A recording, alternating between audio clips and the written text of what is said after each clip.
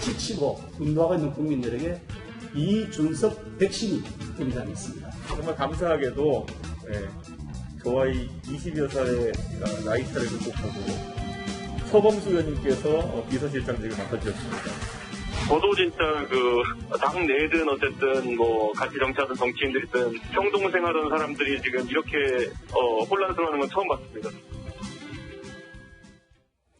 지금 국민의힘 소속 의원이 모두 102명입니다. 그런데 이 국민의힘 소속 의원 102명 전원이 이준석 대표보다 나이가 많습니다.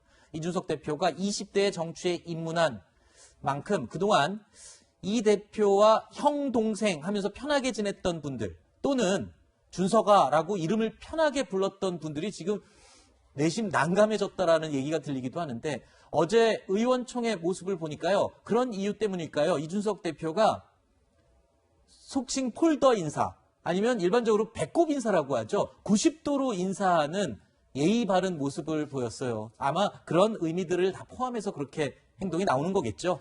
이준석 대표가 저런 모습 보이는 건 처음인 것 같아요. 네. 90도로 인사했다고 합니다. 보통 무척 옷을 편하게 입고 다니는데 어제는 정장에 또 넥타이까지 맸고요.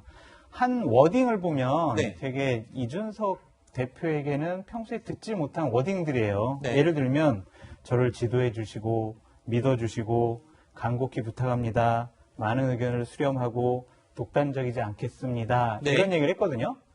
이것은 평소에 날카롭게 언론에 나와서 비평을 하던 이준석 대표가 쓰던 그런 워딩이 아니었어요. 네네. 본인이 이제 좀 건방지다. 좀 이런 평가를 좀 많이 받았는데 그러한 모습들을 불식시키기 위해서 본인 스스로 행동과 말에 있어서 상당히 노력하는 모습을 보이고 있다. 네. 아주 긍정적인 변화다라고 네. 말씀드립니다. 그렇군요. 자, 한국 정치사에 유례 없이 등장한 30대 당 대표라서 그런지 이야기거리가 참 많습니다. 어제 또 주목을 받은 게 있는데요. 바로 이준석 대표의 방명록 글씨체 그리고 최고위원회의에서 꺼내든 노트북이었습니다.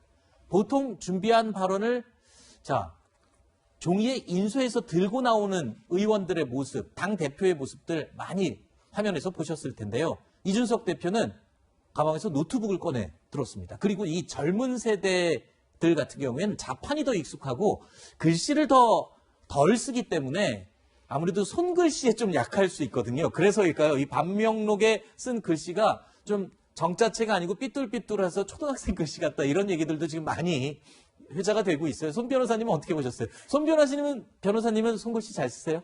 저도 저렇게 써서 저를 악필이라고 이야기하기가 좀 난감한데요. 일단은 예전에 이제 당대표들이 가서 쓴 글씨체하고는 세대 차이가 좀 많이 나죠. 그렇죠. 좀 편안한 글씨를 썼다 이렇게 보시면 될 것 같고요. 내일을 준비하는 대한민국은 본인의 이제 숙제가 대선 준비와 정권 교체라는 점을 명확히 했다라는 점에 의미가 있을 것인데 앞서 보신 것처럼 이렇게 손글씨보다는 이제 컴퓨터로 작업을 하는 게 MZ 세대에서는 훨씬 더 수월하기 때문에 저렇게 당 최고위원회 나오면서도 이렇게 노트북을 같이 지참을 해서 실시간으로 검색도 하고 또 본인과 관련된 것 메모는 모두 컴퓨터에 하는 새로운 시대의 모습들을 보여주고 있다. 네. 이렇게 보셔야 될 것 같고요. 근데 이런 노트북, 글씨체 하나하나 일거수일투족이 되는 것은 그만큼 이준석 대표에 대한 관심과 기대가 높다라는 것을 반증하는 것 같습니다. 네. 아까 김성환 평론가님은 정치권의 BTS가 된 것 같다 이렇게까지 말씀을 해주셨는데 글쎄요. 이렇게 좋은 얘기만 있는 건 아닙니다. 자, 민경욱 전 의원은요. 이준석 대표의 글씨를 지적하면서 대통령이 된 줄 아는 모양이다라고 비난을 하기도 했고요. 또 화제가 됐던 이 따릉이 출근을 두고 민주당 내에서는요. 걸어가도 될 거리다. 너무 보여주기식이다라는 비난이 나오기도 했습니다. 온라인상에서는요. 이준석 대표가 당 대표가 되더니 명품 구두를 신는다라는 루머가 퍼져서 이준석 대표가 SNS에 본인의 신발 사진을 직접 이렇게 공개하기도 했습니다. 자, 오늘 오전에는요. 더불어민주당 김종민 의원도 이런 견제의 바람에 목소리를 보탰습니다. 직접 들어보시죠. 국민들이 보고 있는 것은 이제 그런 이미지의 변화를 넘어서서 정말 새로운 정치의 내용을 얼마나 채워낼 수 있겠느냐라고 하는 것을 계속 예의주시하고 보고 계실 것 같아요. 따릉이를 타고 이제 출근을 했다, 뭐 이런 게 기사가 되는데, 뭐 새로운 당대표가 됐으니까 그런 여러 가지 이미지와 관련된 기사들, 새로운 행태들 이런 것들이 뭐 관심이 되는 거는 자연스러운 일일 수 있지만, 예. 뭐 실제로 지금 따릉이 타고 출퇴근하는 국회의원들이 많이 계셔요. 이제 일반 의원들이 할 때는 별로 이제 특별히 뉴스가 안 됐는데, 예. 당대표가 되니까 아무래도 이제 주목을 받게 되는 거죠. 평론가님, 이 정치인들은 사실 어떤 행동 하나하나에 사람들의 눈을 의식하지 않을 수가 없는 게 좀 있지 않겠습니까? 그런데 이제 민주당에서 뭐 좋은 건 좋다고 얘기를 해주고 또 잘못한 건 잘못한다고 지적을 해야 되는 게 마땅하겠지만 글쎄요, 이렇게 이 견제를 위한 견제, 지적을 위한 지적 이런 거는 또 어떻게 보십니까? 김종민 의원 얘기가 그렇게 부정적인 얘기처럼 들리지는 않지만 뭐 누구나 다 할 수 있는 거다. 뭐 이렇게까지 굳이 얘기할 이유는 없다고 생각하고요. 자꾸 비교하면서 그걸 지적하려고 들면 네. 좀 궁색해져요. 그러니까 민주당이 그렇게 하면 되는 거죠. 네. 그러니까 이준석 대표는 자기 스타일대로 할 겁니다. 앞으로도. 네. 그러니까 지금까지도 그렇게 해왔던 것처럼요. 그게 신선하게 보이면 민주당은 그보다 더 진정성 있게 네.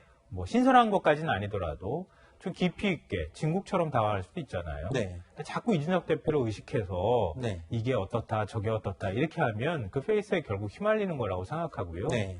그리고 이준석 대표는 이준석 바람을 만들었다기보다는 바람 위에 이준석 대표가 탔다고 해도 과언이 아니거든요. 그러니까 우리가 시대정신이라는 얘기 하잖아요. 네.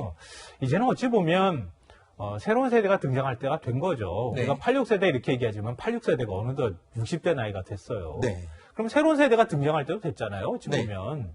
그래서 새로운 세대가 정치를 맡겠다고 하는 이런 부분들, 그리고 국민들이 새로운 정치 혁신이나 이런 것에 대한 기대, 이런 것들이 커진 상황이라고 하면 자꾸 이준석 대표를 보고 정치를 하려고 하지 말고 네. 민주당이 그 바람과 흐름을 어떻게 잘 우리도 탈 것인가에 대한 고민을 더 하는 게 맞다고 생각합니다. 네.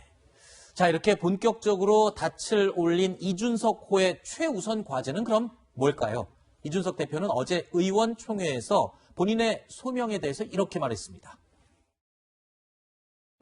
저는 우리 당 중심의 야권 대통합이라는 것이 가시화되고 있다, 이렇게 보고 있습니다. 저는 우리 당 밖에 있는 훌륭한 주자들이, 그리고 또 우리 당 안에 있는 혹시 아직 결심하지 못한 대선 주자들이 있다면은 결심을 통해서 정말 풍성한 대선 주자들과 함께 문재인 정부에 맞설 그런 빅텐트를 치는 것에 제 소명이 있다, 이렇게 생각합니다.